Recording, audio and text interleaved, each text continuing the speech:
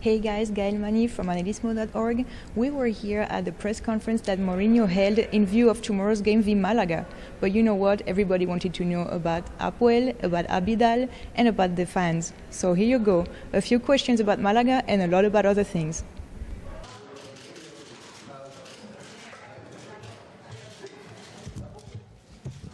Buenos días a todos. Antes de comenzar esta comparecencia de prensa, solo recordarles que es una pregunta por intervención y que les pedimos que se identifiquen con su nombre y el del medio.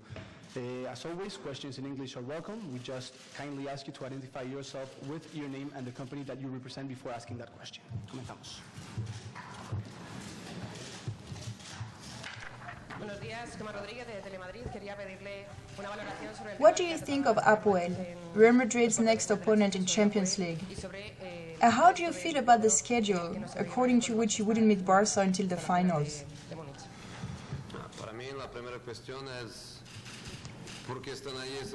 For me, the number one question is, why are these 8 teams still in the competition, while others are not? If they are still here, it's because they ended up in the top 2 of their groups and because they won in a round of 16. So talking about strong or weak teams, about teams that should be there and are not, that doesn't make much sense. It's the most important competition in Europe. The 8 teams left are there because they deserve it and because they managed to stay in the competition. Therefore, if you respect the journey of each and every of these teams, you respect the rival we've been matched up with. Apoel doesn't have the history of the others because the others are Madrid with 9 cups, Milan with 7 or 8, Benfica, Barcelona, Bayern, Marseille too. So many clubs that were crowned champions. But Apoel is there, and that's in line with what they've been doing in Europe in the last few years. I played them 3 years ago, with Inter, and they were already rising to the European level. Carvalho also played them with Chelsea, when they were on the rise. Year after year, they keep being back in champions, their experience is growing, and this season they've played a very good group stage against opponents that were not easy. Oporto, Shakhtar, Zenit. Oporto and Shakhtar didn't make it to the round of 16, while they did, and they went on eliminating Lyon, and here they are. So sure, I have to give an honest answer. They clearly have less potential and less prestige than the others that we could have been matched up with. But they deserve to be here. I fully respect them. With Inter, we scored in the 93rd minute. We were losing 2-1. We ended up with a tie we didn't deserve, thanks to a goal we scored in the last minute. Any team going there is going to suffer. So this round is complicated.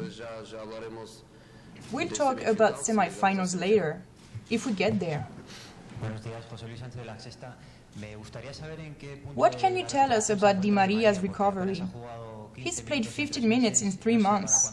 When are you expecting him to be back? With Di Maria, we're taking it slow. I think in a week's time he'll be training with the team again.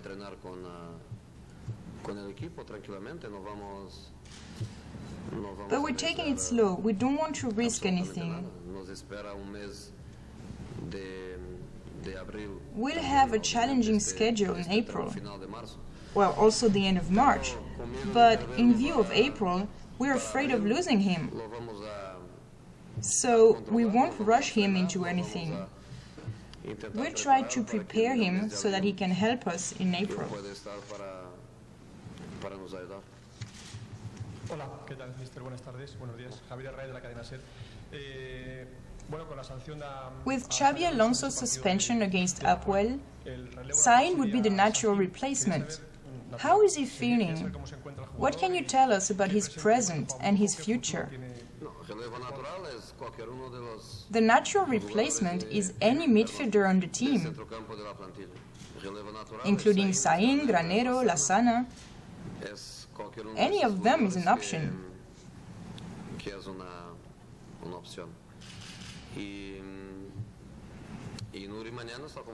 Nuri has been called up for tomorrow. It's the second time in a row.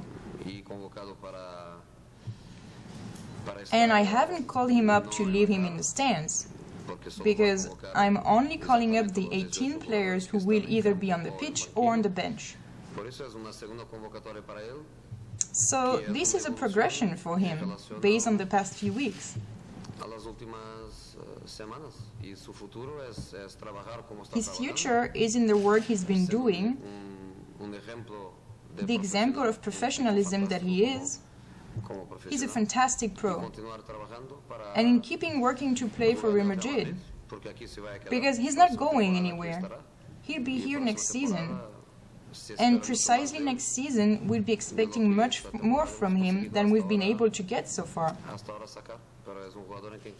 He is a player that we trust, and all the stories about him leaving for this or that team, that we want to loan him out, they're just stories, nothing else but stories. Did you get to watch Athletic Bilbao's match in UEFA? And are you jealous of how the fans supported their team? I've seen it while I was flipping through the channels to watch many games that I was interested in. That I was more interested in, actually, because Athletic's result was made pretty obvious early in the game. But no, I'm not jealous.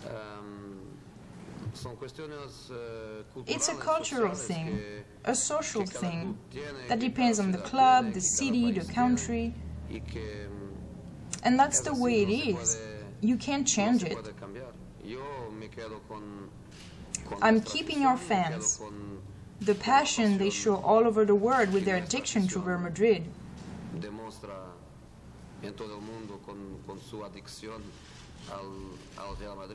I'm keeping the Bernabeu, which is full or almost full in every game. Whether it's in Copa against teams from lower divisions, and I don't criticize anybody. Now, I also think it's my job to try and get the best conditions for my players, for their success.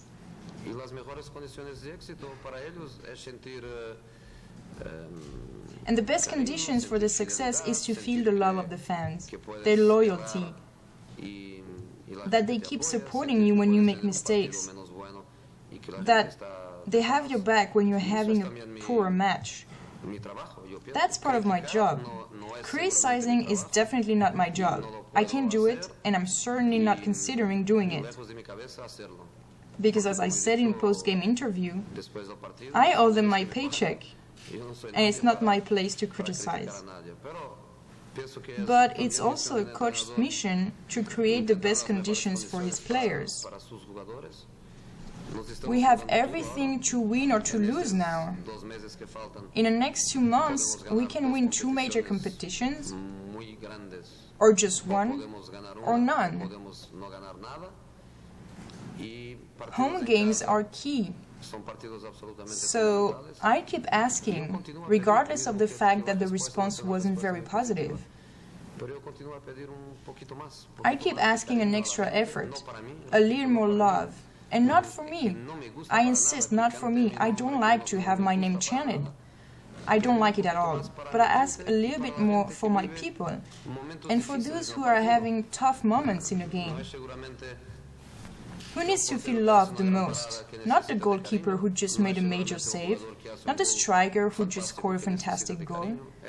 It's the player who makes a mistake, who fails to score, who fails a pass. So I keep asking for that love, that empathy between the fans and the players. But if I could choose a crowd, I'd choose mine. In every game there are 80,000 of them, and they are the ones who make Real Madrid such a powerful club, economically and on the sports scene.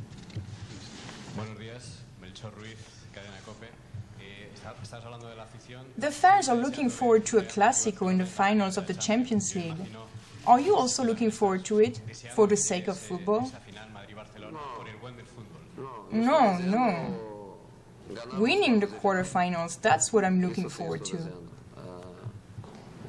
Winning the quarterfinals, getting Real Madrid into the semi-finals 2 seasons in a row, especially after many years without going that far, without even being top seeds. When I got here, we had to go through a draw. We weren't top seeds, and we were behind many teams. While right now, we are the team with the most points. We'll probably be top seeds again next season, and we are recovering prestige, Real Madrid's own prestige. If we make it to the semi-finals, then we'll start thinking about making it further, making it to the finals. But our next step is to get to the semi-finals.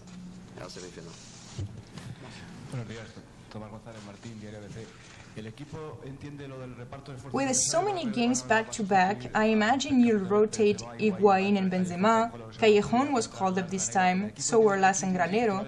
Do the players understand that 15 or 16 of them will have to play every 3 days now? No, we just have to organize things differently. It's not the same thing to play 1 game per week, as we've been doing for the last month and a half, I think, and to play 3 games in a row. But the other teams are in the same situation. There will be 2 Liga games on Wednesday. There are 3 Spanish teams in Europa League whose schedule is going to be very similar to ours in Barca's.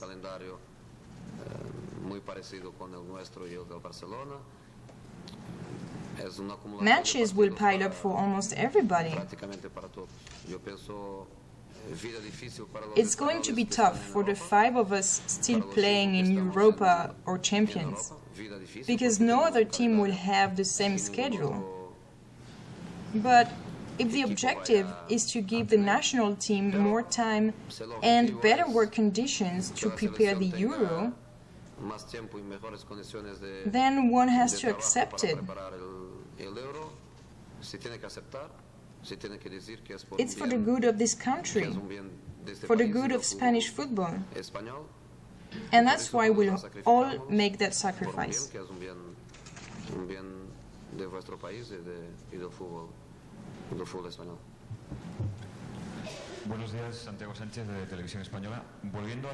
Regarding Apuel, did you have the opportunity to watch some of the matches this season?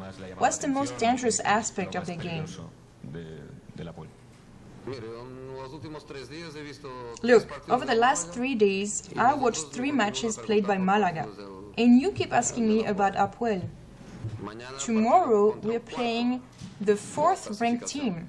The 4th ranked team, not a bottom table team. They are currently in a position to qualify for the Champions League. They could have defeated us here in Copa. They put up a great fight in Copa in Malaga. They have very good players. And they are not coming here for fun. They're coming to hurt us. That's what I'm thinking about, not in Apuel.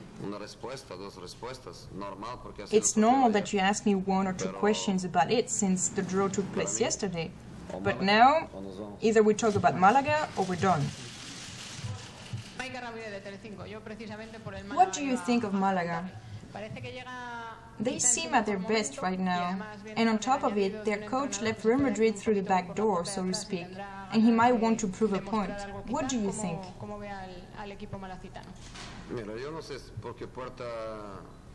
Look, I don't know through which door Pellegrini left.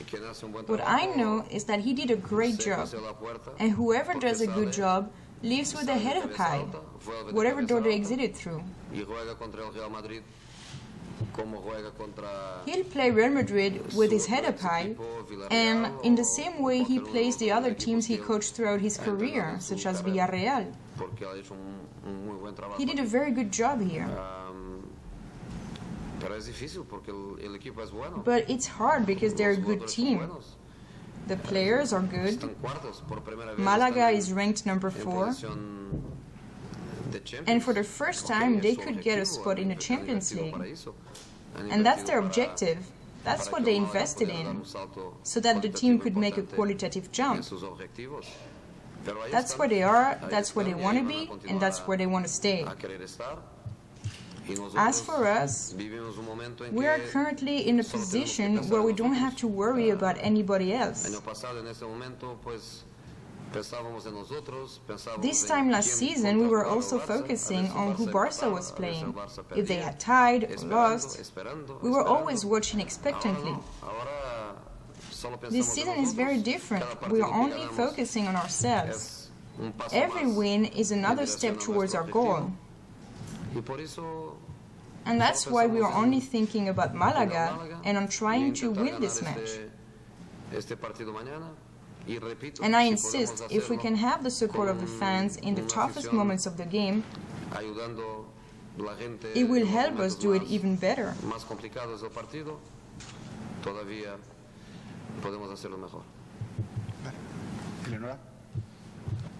Hola, buenos días. Eleonora, yo veo El País. Quería saber por qué el entrenador del Madrid y Why do the players and the coach of Real Madrid give interviews to foreign media but known to Spanish media, aside from the clubs and TV channels with rights?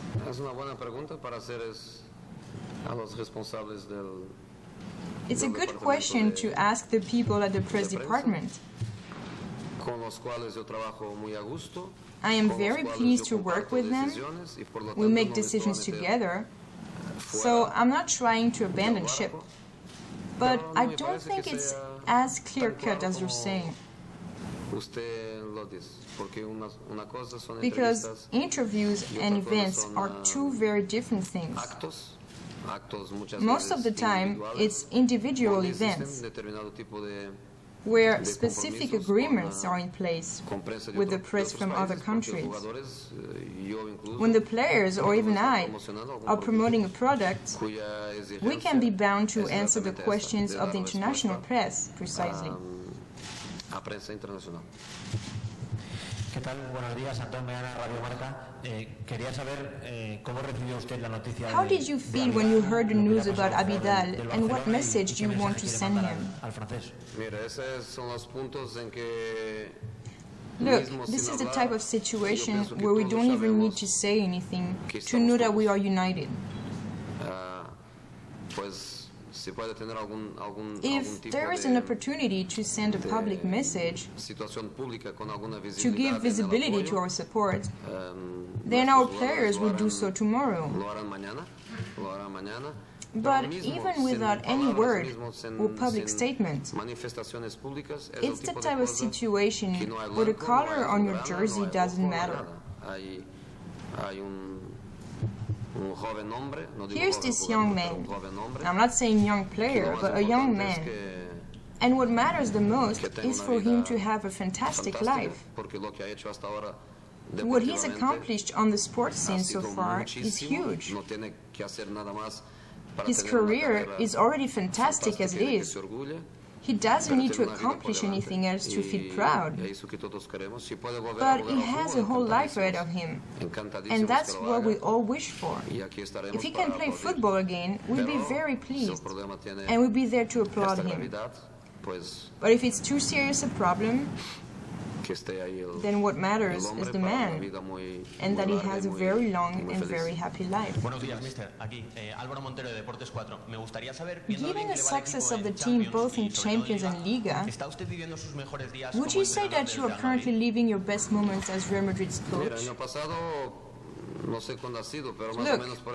this time last year, more or less, we were about to win a title. I don't remember the exact date, but April something. Oh, April 20th. So April 20th last year we had one title. This year we have none. We're doing well, we are. We are in the quarterfinals of the Champions League, we are at the top of the Liga, but for now we haven't secured any title. Good afternoon. I'll be asking the question in English. Gael Mani from Malaguismo.org. I would like to know what are, in your opinions, Malaga's main qualities? What would you be paying particularly attention to? Individual qualities of the players. Very good players. Very good players. Experienced coach. The team well organized. They want to play. They want to play football because they have players to play football, but at the same time they will come to defend. If it's true what I read in the media, they will come with De Michelis, which is a defender, playing in the midfield, which is an extra signal if they will come to defend. And they gave us a very difficult match. They could beat us here in the cup, and they are fourth in the league. So in this moment is one of the best teams of the league. We need the points, and we have to fight for the points. Muchas gracias. Thank you.